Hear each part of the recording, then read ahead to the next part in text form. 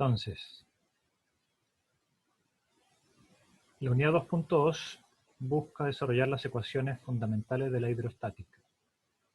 En este desarrollo, nosotros tomamos un elemento de fluido con forma hexaédrica de tamaño de x, de y, de z.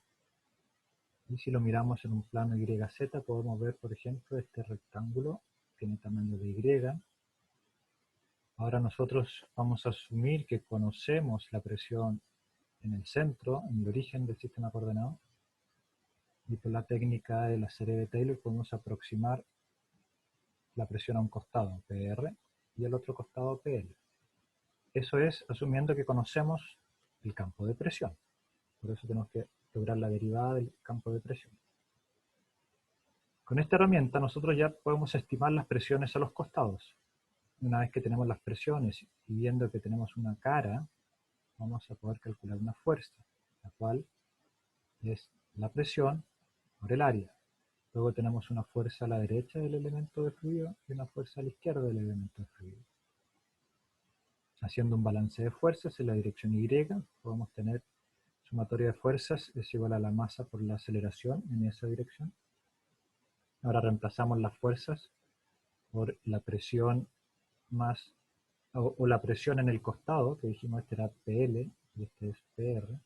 Entonces acá tenemos PL por el área menos PR por el área. Es fuerza L menos fuerza R. Nos damos cuenta que la masa es igual a la densidad de ese elemento de fluido por su volumen. Y desarrollando esta ecuación vamos a llegar a esta que está acá, que es menos el gradiente de la presión, de ecuación 2.12, menos el gradiente de la presión. Profesor, ¿Sí? disculpe, esa derivada parcial que sale al costado de, o sea, que sale al final de la expresión de la fuerza, ¿a qué hace referencia? Dime qué número de ecuación. En la 2.8 o en la 2.7 arriba, en todas las que salen en paréntesis, cuando sale P menos la derivada de Y dividido en 2 y después al costado sale una derivada parcial, ¿a qué hace referencia eso? Ese es de P de Y. Sí, ese mismo. Bueno, eso viene de la aproximación que hicimos con la serie de Taylor. Por eso es importante que ustedes manejen el concepto de serie de Taylor. Uno dice la presión en R, en el punto R, o sea, a un costado, la presión a un costado, puede ser estimada conociendo la presión en el punto más la derivada del campo de presión, evaluada siempre en este punto P, y por delta Y partido medios, que es la distancia entre estos dos puntos. Esto viene de la serie de Taylor. Si quieren, hacemos un repaso específico de eso. Pero es importante que ustedes lo revisen, lo estudiaron en sus cursos anteriores. El concepto, o piensa la condición en la cual tú ves un auto que se mueve por la calle, ¿ya? Y tú conoces su posición porque ves dónde está. Si tú puedes estimar la velocidad de ese auto, que es la derivada de la posición con respecto a la derivada de la posición con respecto al tiempo, tú vas a poder estimar dónde se encuentra un delta tiempo después. Esa idea se aplica en general en todas las funciones. Voy a tratar de dibujar esto. Si ustedes tienen una función, que para este caso es la presión, pero vamos a hacerlo en general. Ustedes tienen la función x, que es una curva, ¿ya? Ustedes podrían decir, un segundo. Ustedes podrían decir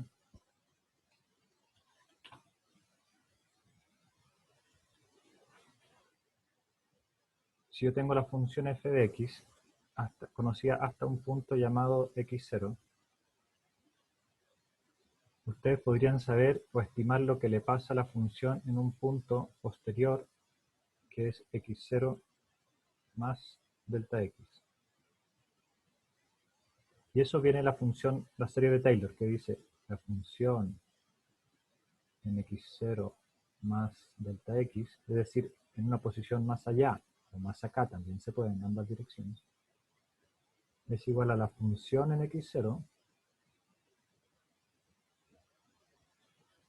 más delta x por la derivada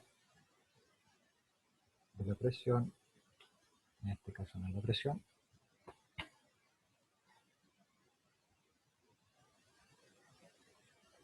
la derivada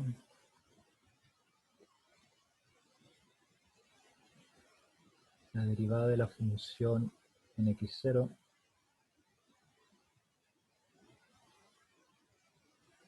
más delta x cuadrado partido por 2 por la segunda derivada de la función en x0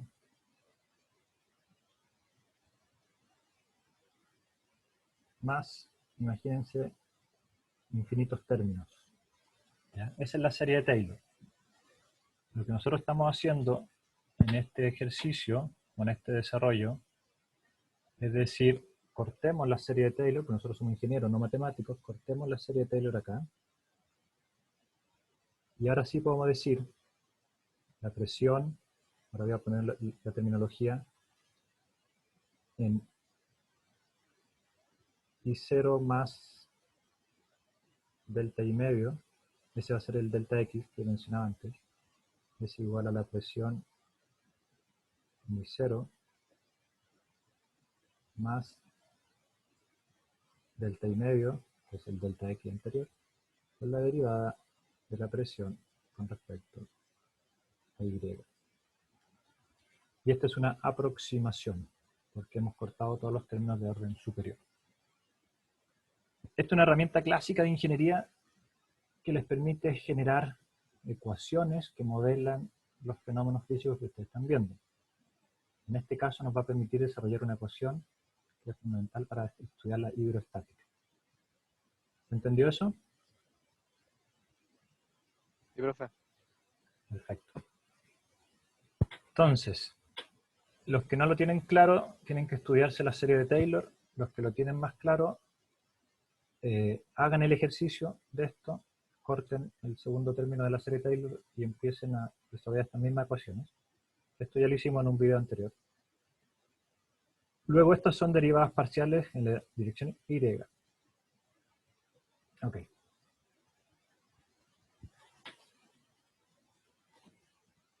Entonces, si me creen por un minuto, asumamos que esto es verdad, ustedes después lo verifican. Conocemos la presión en R y presión en L. Y ahora podemos calcular las fuerzas en esas caras y realizar un balance de fuerzas. Después de álgebra nos vamos a dar cuenta que la ecuación 2.10 se transforma en la ecuación 2.12, donde dice el gradiente de la presión con respecto a Y es igual a menos ρ la aceleración en la dirección Y. Si hacemos el mismo análisis en la dirección X, nos va a quedar esta ecuación 2.11, y si hacemos el análisis en la dirección Z, vamos a tener que agregar al balance de fuerza el peso del objeto. Esta ecuación ustedes deberían desarrollarla y poder llegar a esta, haciendo un balance de fuerza en la dirección Z donde está actuando la gravedad.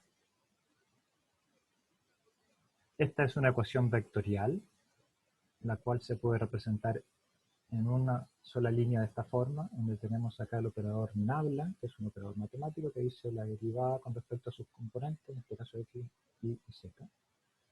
Y si actúa sobre la presión, nos va a quedar la derivada de P con respecto a X, que es la primera componente, la derivada de P con respecto a Y, que es la segunda componente, y la derivada de P con respecto a Z, que es la tercera componente. Después tenemos la interacción de la fuerza de gravedad, que es el peso del objeto, del elemento fluido, y a la derecha tenemos la resultante del vector de aceleración, cómo responde este objeto a este balance de fuerzas. El vector K es el vector unitario en la dirección Z. Ok, entonces, si ustedes recuerdan, hicimos un balance de fuerzas Sin embargo, las unidades de esta ecuación, la 2.14, es un balance de fuerzas por unidad de volumen. ¿Ya? Eso es porque pudimos simplificar varios términos en esta expresión general y llegamos a un balance de fuerza por unidad de volumen.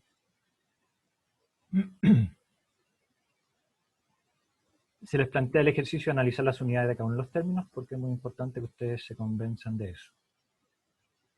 Ahora, yo les podría decir que esta es la ecuación de hidrostática. Aplíquenla. En principio no es muy amigable, parece solo una expresión matemática, pero si lo hacemos con calma y tranquilidad vamos a dar cuenta que tiene mucha información adentro que nos puede ayudar a resolver problemas reales. Por ejemplo, si decimos hidrostática en un gas ideal,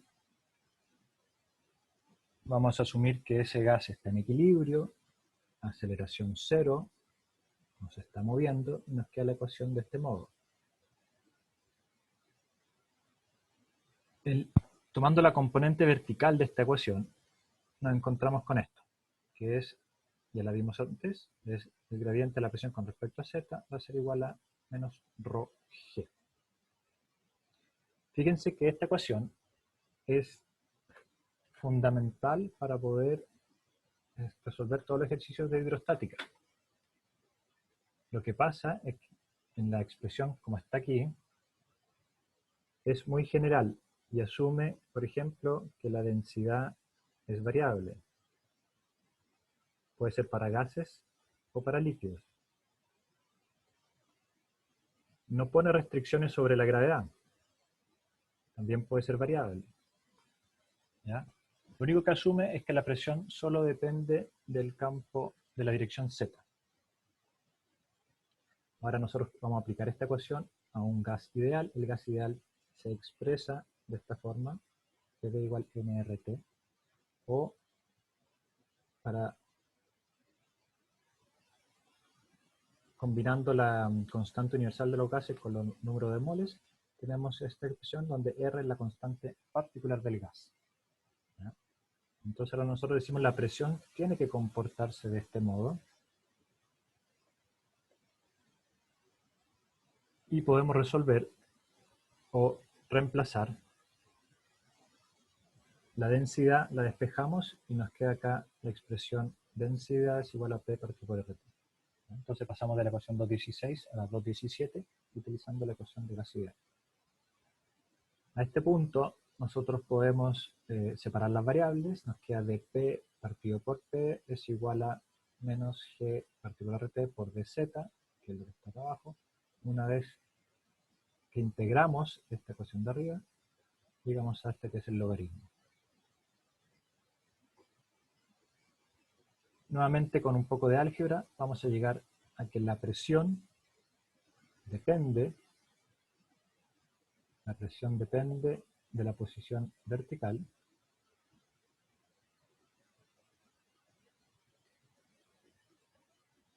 de ese modo. Una P0 que es una presión de referencia que va a ser por ejemplo para Z igual a 0. Evaluamos P0 y después tenemos la constante de los gases y la posición vertical. Me imagino que esta no es la que ustedes más conocen como ecuación de hidrostática, pero es la correcta para aplicarla sobre un gas, donde el gas se comporta como gas ideal.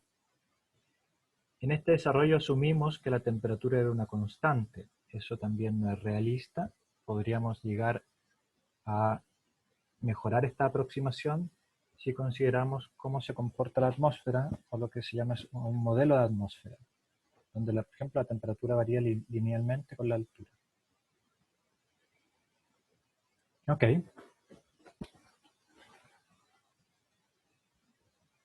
¿Preguntas?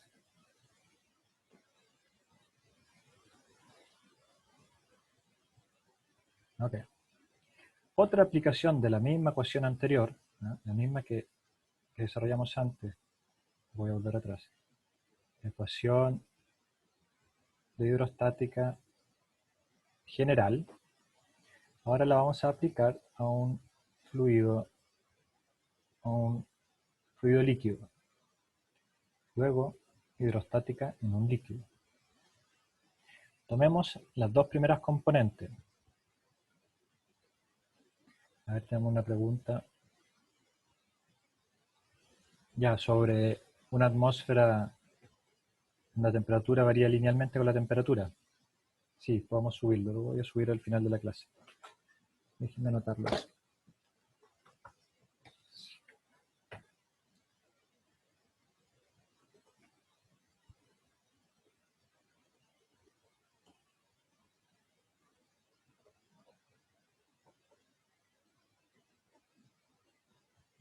Ok.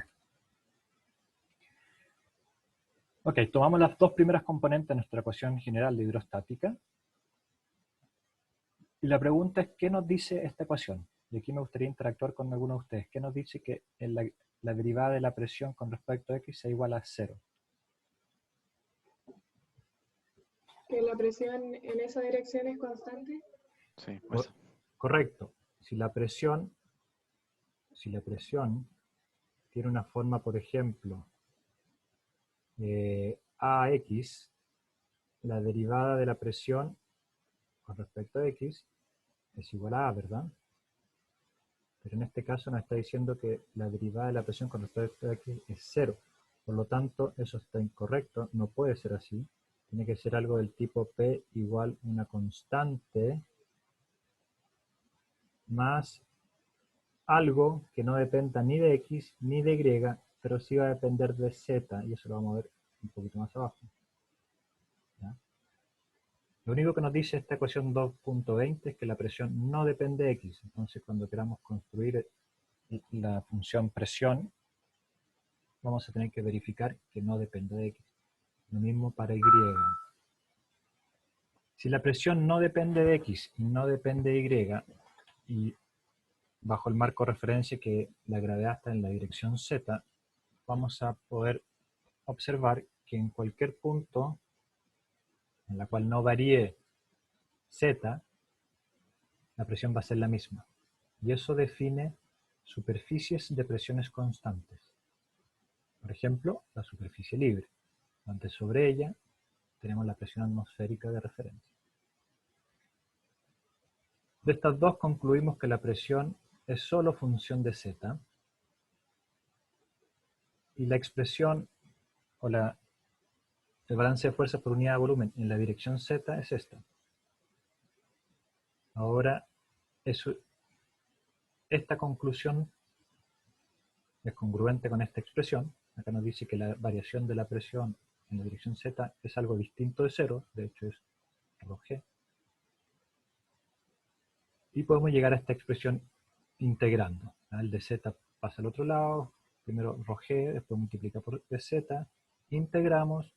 Como estamos en un líquido, que es el título de este subcapítulo, la densidad no va a variar, sale como una constante de la integral. Obviamente la gravedad también es una constante de la integral, y nos va a quedar que la presión va a ser una función de ρgz más una constante de integración. Veamos esto aplicado a una superficie libre. Tenemos esta piscina, tenemos una superficie libre, donde sobre ella tenemos presión atmosférica.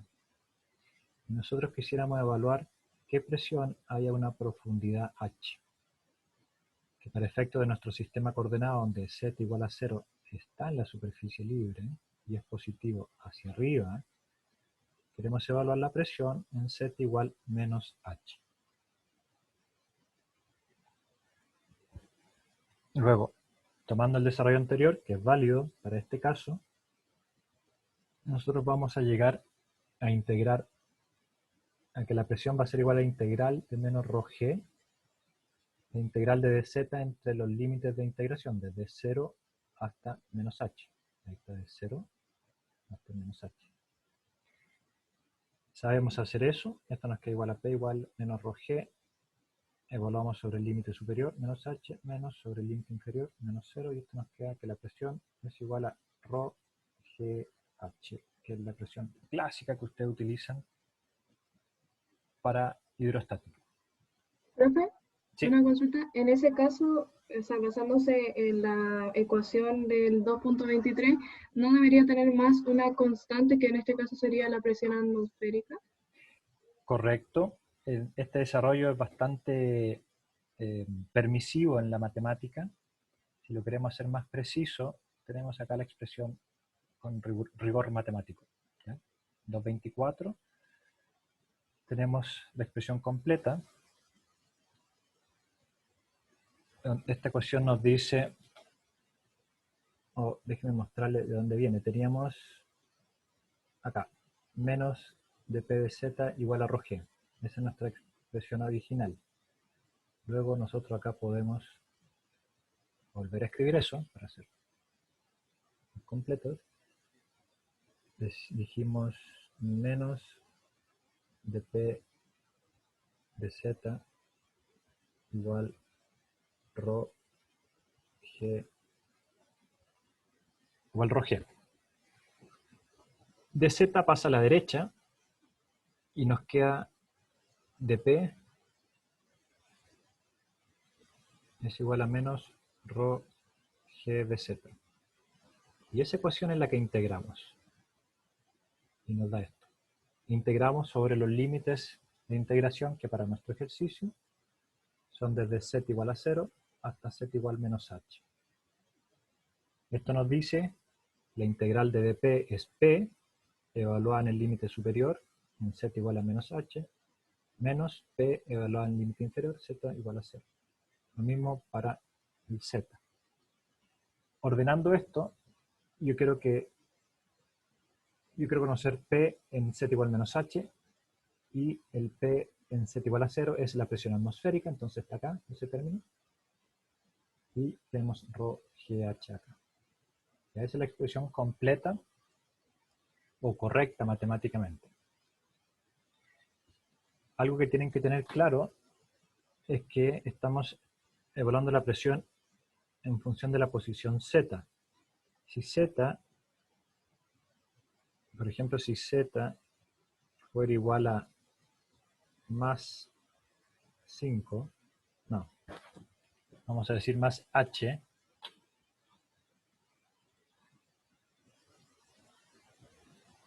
y para eso se dice solamente h, no hay que decir más h.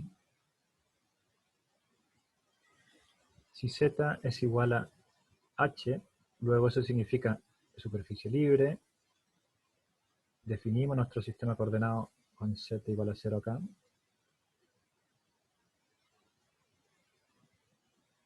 Estábamos en un punto z igual menos h, y ahora queremos evaluar en un punto z igual h. ¿Ya? Entonces, si z es igual a h, la presión en z igual a h va a ser igual a la presión atmosférica menos ρgh. ¿Ya? Ese signo es fundamental que ustedes lo entiendan. Como desde nuestro punto de referencia, si subimos, va a disminuir la presión, si bajamos, va a aumentar la presión. Profe, ¿Sí?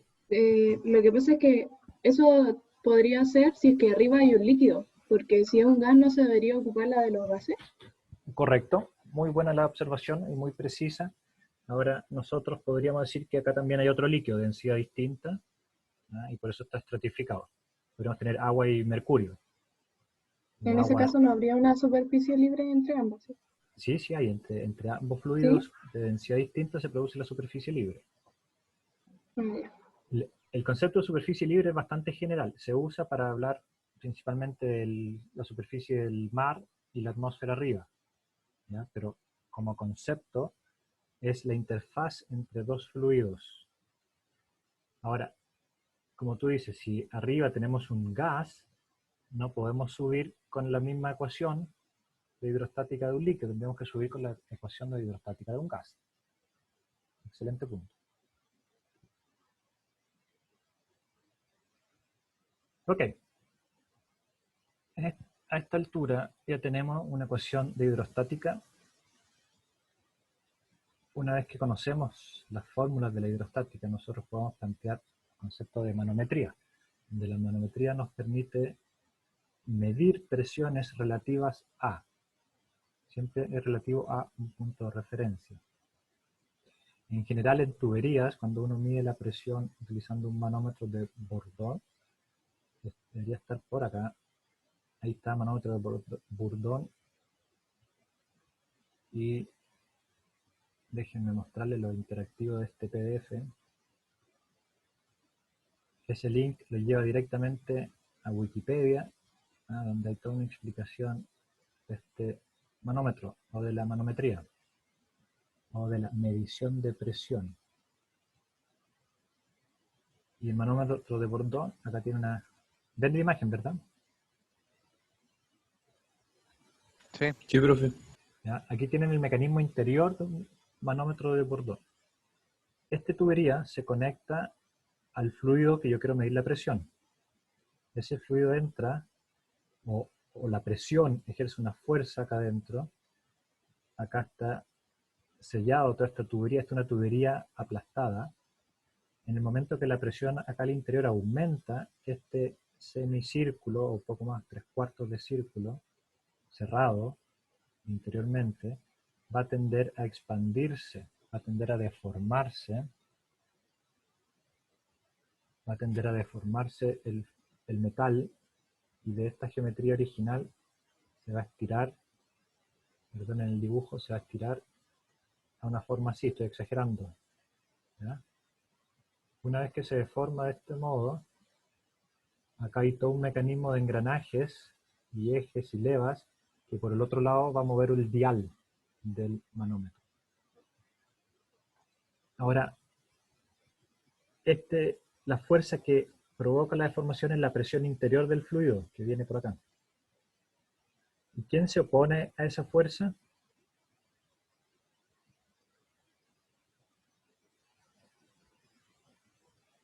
¿Quién se opone a la fuerza interior de esta tubería?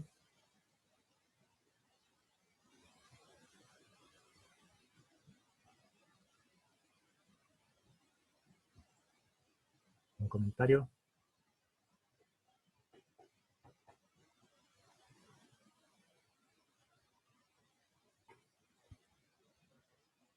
Vamos, motívense, háganme una propuesta. ¿Qué tenemos afuera de esta tubería?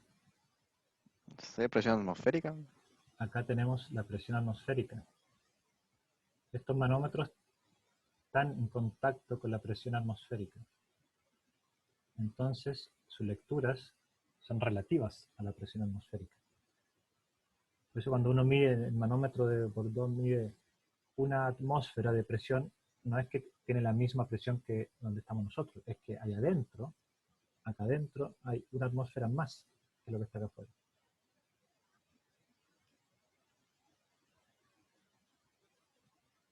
Ok, nos vamos.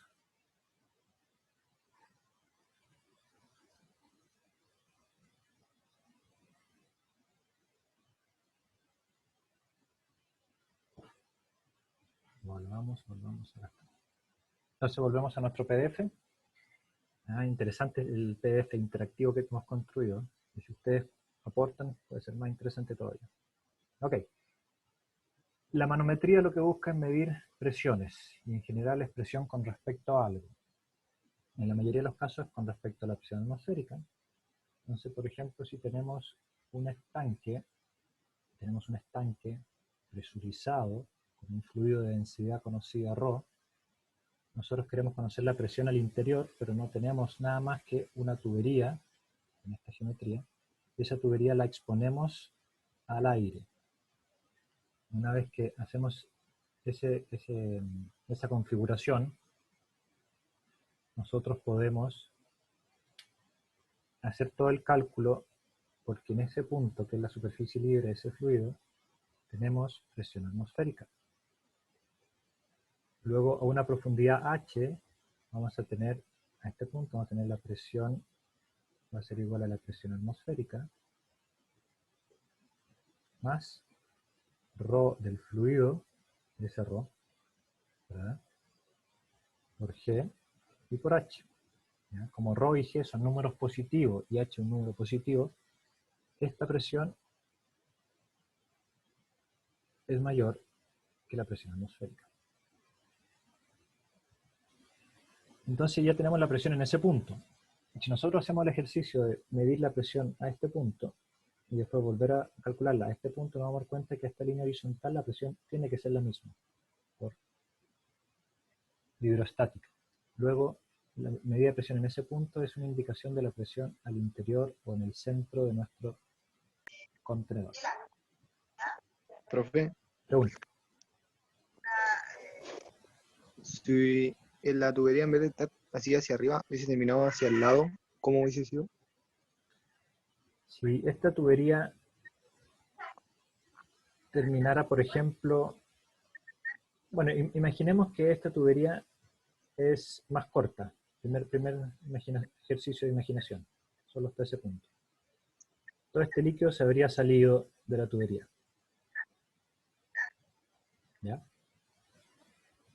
Pero como esto está presurizado, además se va a expandir un poco el fluido y va a salir un poco más. Ahora, si la tubería, tenemos nuestro estanque, y tenemos nuestra tubería, y tenemos nuestra salida, por ejemplo, hacia abajo, en un caso extremo, y ahí tenemos una superficie libre. ¿Es posible esa condición?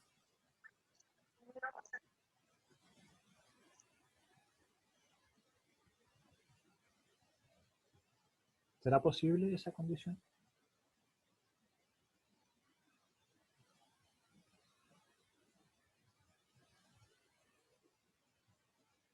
No. Sí es posible. Depende del fluido, ¿no? Depende de la densidad de los fluidos. Ujú. Si acá tenemos densidad del aire, acá adentro tendríamos que tener una densidad menor a la densidad del aire, porque si no, no estaría en equilibrio y el fluido se saldría. ¿Ya? Obviamente, si estamos haciendo un ejercicio de este tipo con fluidos gaseosos, la ecuación de hidrostática no es P igual P de referencia más GH, sino la ecuación de un gas. Pero conceptualmente se puede, pero necesitamos que la relación de densidades de los fluidos esté de modo correcto. En el ejercicio... Profe, hago la consulta Sí. por la pregunta de la prueba formativa, que no me imaginaba cómo conectar la cañería al estanque. Y por ejemplo, puse un estanque ahí al lado derecho de la tubería, ¿Ya? pero como con un brazo.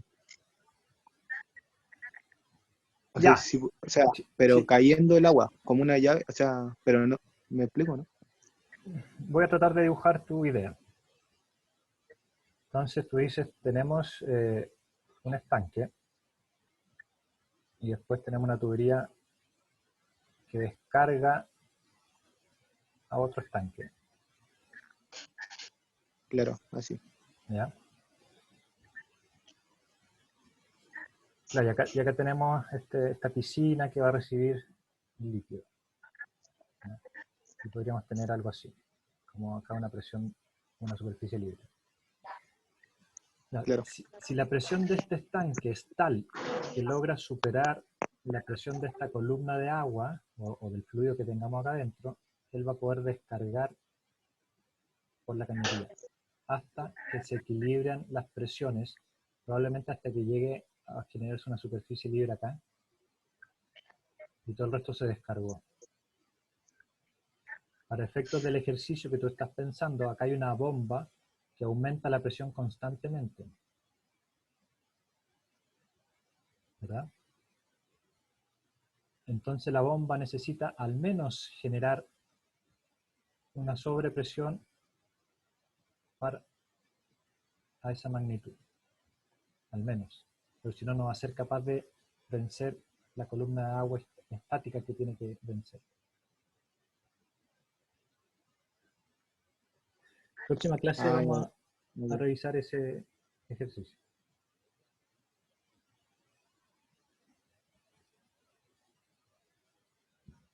Señores, son las 4.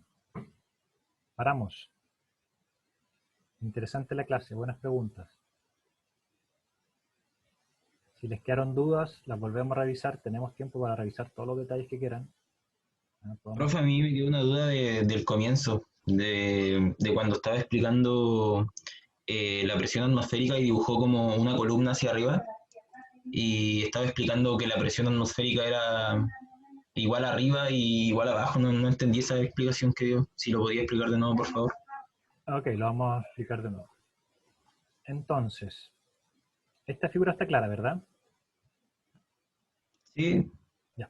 Entonces vamos a hacer un ejercicio de imaginación. Piensen ustedes que Einstein desarrolló sus ecuaciones solo imaginando cosas.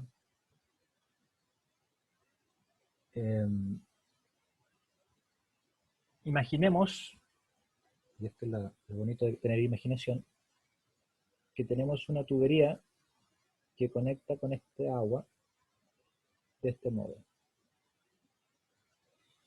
Y esa tubería la tenemos llena de agua hasta acá. ¿Ok?